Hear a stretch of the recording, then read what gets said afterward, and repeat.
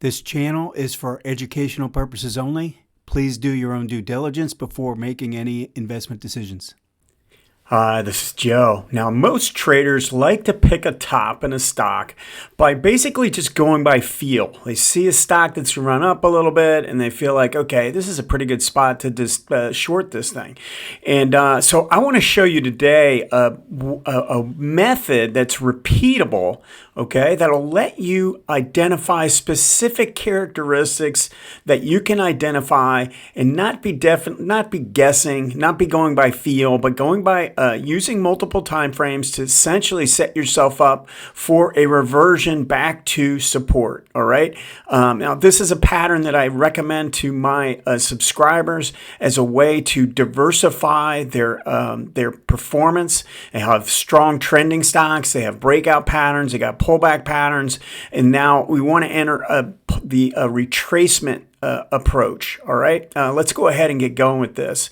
Now, if you want to learn more about these techniques using MACD and ADX in multiple time frames, I would suggest starting with my book. You can click the link in the description to find out more.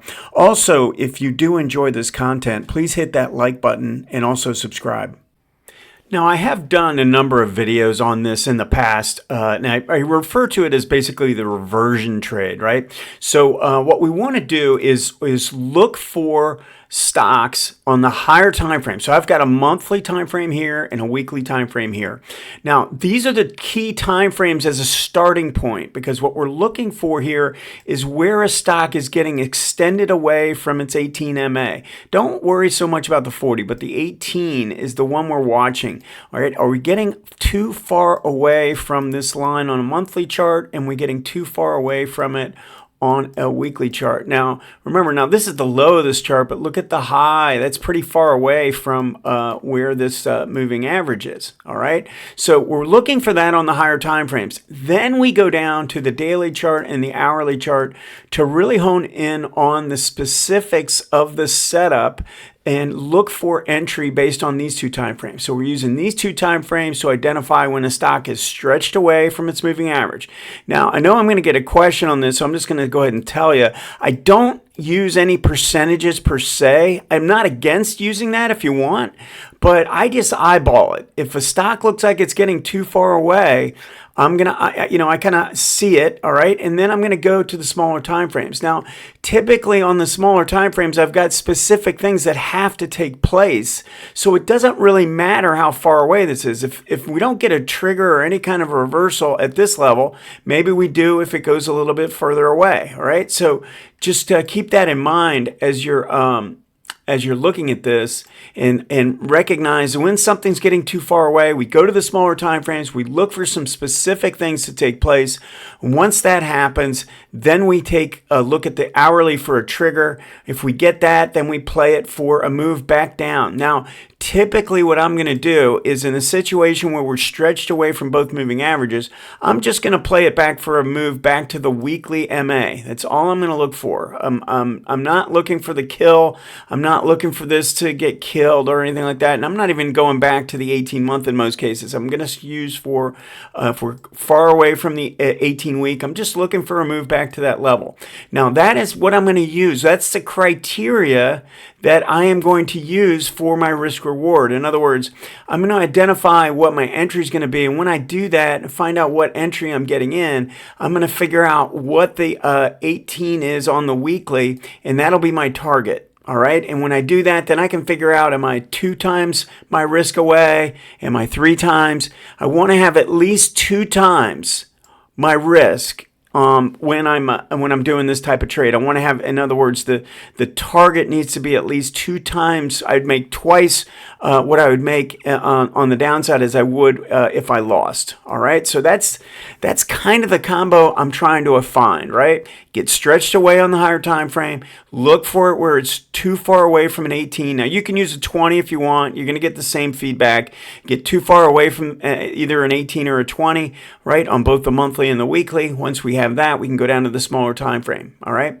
Now, going down to the smaller time frame represents a number of different opportunities that can develop here. All right. Now, in my book, I talk about the 40 to 18 bounce. All right, that is one criteria that you could be on the watch for, and that's when a stock makes a monster move to the upside, comes down to the 40, then bounces up to the 18 when it's rolling over. All right, so that can represent itself that way.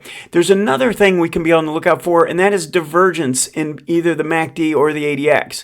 All right, if we get a move up, we make a high, then we pull back, and we make a higher high in price, but we make a lower high in MACD, right? MACD makes a lower high, or ADX is making a significantly lower high by not getting above the 25-30 level. Then we have divergence in place, all right? So we can have that as an option. I'm going to give you the fourth one, or the third one, which is the counter-parallel lines, another one out of my book and my course, where we make a move to the upside and then we get a very strong decline move. Like we get a pretty violent move off the high. And then we get this what almost looks like a little bear flag pattern that develops at or around the 18. All right. And what's taking place there is the 4 starts to go parallel with the 18. They're moving about the same level. They're basically moving at the same slope, and they're at about the same price, even for a couple bars. All right, but while that's happening, the MACD is actually going in the opposite direction. It's not holding the signal line on the pullback, and then on this little retracement rally in price, it stays below the signal line, and both of these lines are declining. So we have counter-parallel lines because these lines are going this way and these lines are going that way, and this is moving in the opposite direction, and it's pulling to the downside. It's almost like this is rallying up, but it's being pulled to the downside by the momentum. All right, so that's a really nice combination to be on the watch for when we have that. Now, I like to combine that with a couple other things. So I like to draw in trend lines and see what's taking place there.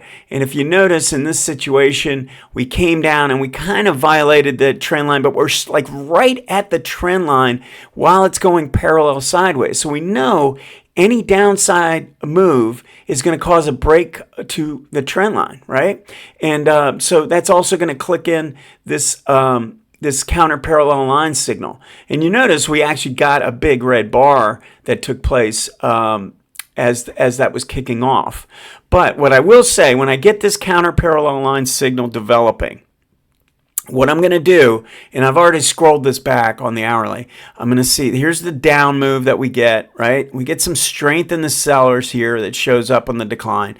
And then we get this kind of little zigzag pattern that develops, all right? Now, in that zigzag, I'm going to go and I'm going to kind of just draw a trend line here.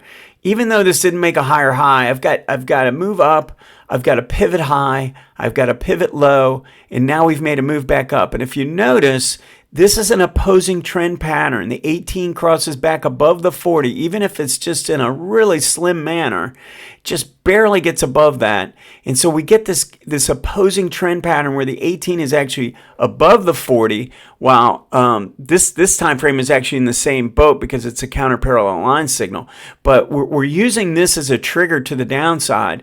And if you notice, the MACD can't get above the 0 line on this time frame. So we've got a double top at the 0 line developing, a 0 line reversal, and we're getting this trend line break based on this little trend line that's developed. All right, so I can get in on this trigger using this first red bar coming down, and that's early in this red bar here. So by the end of the day, I'm going to be pretty profitable. I'm going to be all the way down here. I've made a pretty good move away from my signal. And typically you would look to put a stop here. Now what I would do though is I would look at the average true range on the time frame that you're entering. So I'll go to the hourly, figure out what the average true range is over the last 20 days. I use a 20-day average, and then see what that number gives me. Now I want it to be at least putting the stop above this level here. Preferably, I'd like to give it a little bit of room using the ATR. So maybe it even goes above this prior high. All right. So it could be anything like that. You use the average true range to give you an idea. What we don't want to do is get caught in the noise, right? We don't want to get stopped out on a little noisy move. Let's say the market gaps up and causes this to be up momentarily on the next day. We don't want to get caught up in getting stopped out because our stop is too tight. So use the average true range to give us an an idea of how far away we need to be to avoid that noise. All right. Now, in this situation, you're really in a strong position because you enter on the trend line break. By the end of the day, you're way down here. You would need a pretty sizable gap to really be stopped out or anything like that. But your stop anywhere up in here is going to tell you. So I'm putting my stop here, and I know my target, again, is going to be at the 18-week line. So if I just were to eyeball this, it's just kind of ballpark it, right? Let me just show you what that would be. So we'd be getting in on this bar here, and that would be right around let's call it 205, right? Now you're entering up around 227, all right? Your stop, let's say, is 232, so you're risking 5 points. And 227 down to 205, you're getting 4 times. So it's 4 to 1 risk reward. 4 to 1 to get, if you use the stop method I just told you, you risk 5 points to get 20 points. All right, that's how I would look at this. Now, this is a rising moving average. This 18 is rising. All right, so if I got this red bar here, you see how it came really close to this rising 18? I'm gone. I'm not sitting there waiting for it to come down to my original 205 level.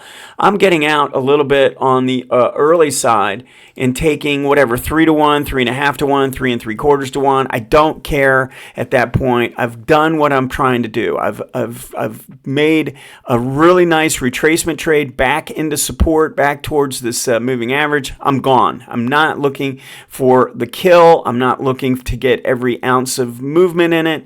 I really am happy if I get 2 to 1. So if I get more than 3 to 1 on a retracement trade, I'm overjoyed. Okay. Now, if you can mix these in, you sprinkle these in over time, and when everything's extended in the market and you're trying to identify pullback trades, it's really hard to do. So a lot simpler thing to do if you're tracking what the market's doing, you recognize it's probably ready for a pullback.